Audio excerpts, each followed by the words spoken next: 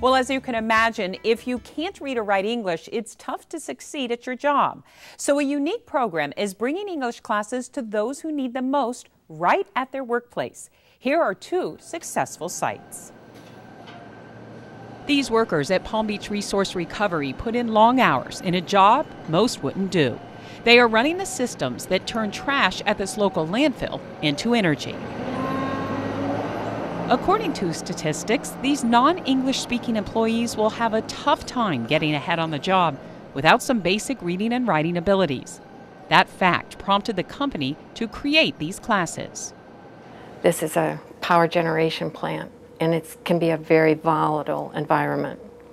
Safety is huge here. I mean, it's a very big issue. And being able to communicate that in English and for them to know what's going on. What is your employer address? About 20% of America's workers have low basic skills, and that directly affects how much they can make. So improving one's education means improving their paycheck as well. The program has made these students more valuable to us as a company because they can do their jobs better, and they are contributors to the company and to the success of the company in all ways. Their safety consciousness is raised in every part of their job. I just work with their job skills, working skills, or speaking skills.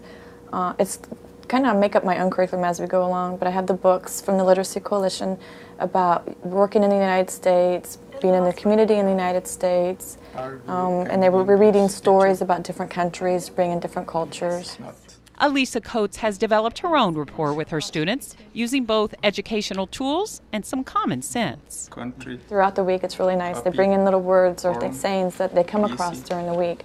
And when I can't find a word or an explanation of what it means, and then we go through the the dictionary, and we look through it, and we go back and forth. And they speak, the Spanish, and we go English, and we just try to go back and forth until we can resolve the word or the statement that they're trying to clarify.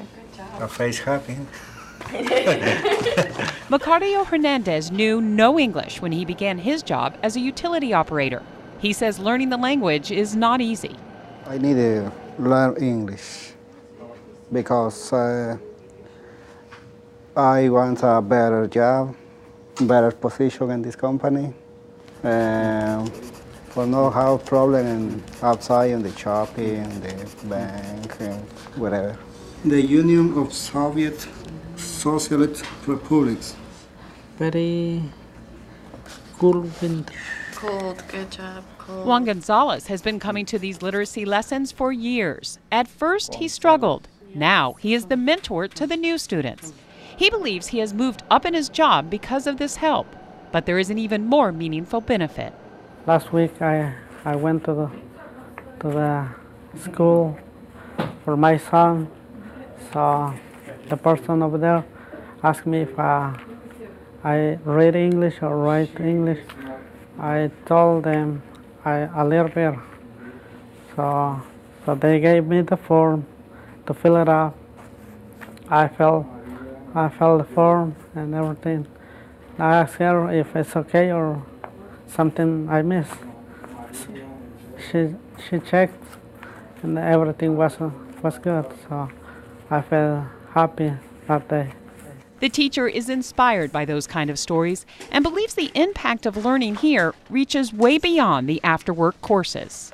They're coming over here from a different culture, different country, and I just think if they had more English classes that more people would be exposed to them, then they wouldn't have as much of a language barrier in the workplace, and more people could get along better. Not only that, but communicate.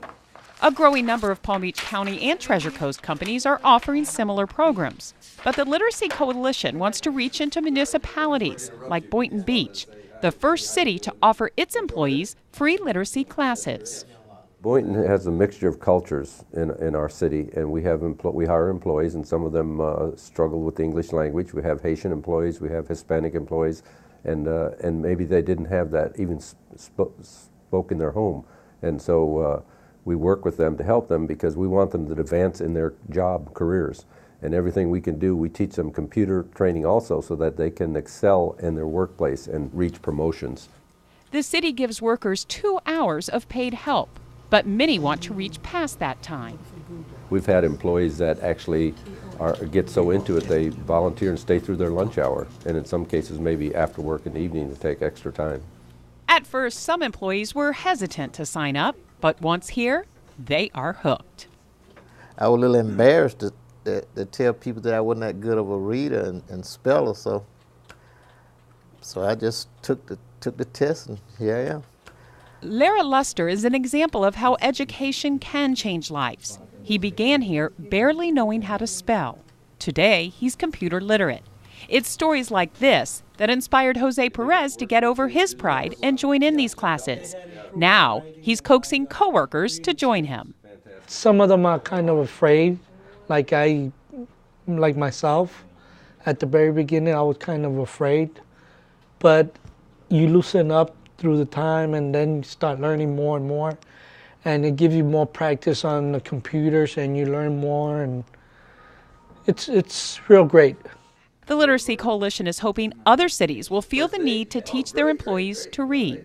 Mayor Jerry Taylor says once you begin helping them, the possibilities are endless. There's a song that comes to mind, says, "Fly me to the moon, let me dance among the stars." Well, we've flown to the moon, but I don't know that anybody's ever danced among the stars. But I think if you taught somebody to read, you could put your arms around yourself and you'd be dancing with a star. Fly me to the moon, let me play among the stars.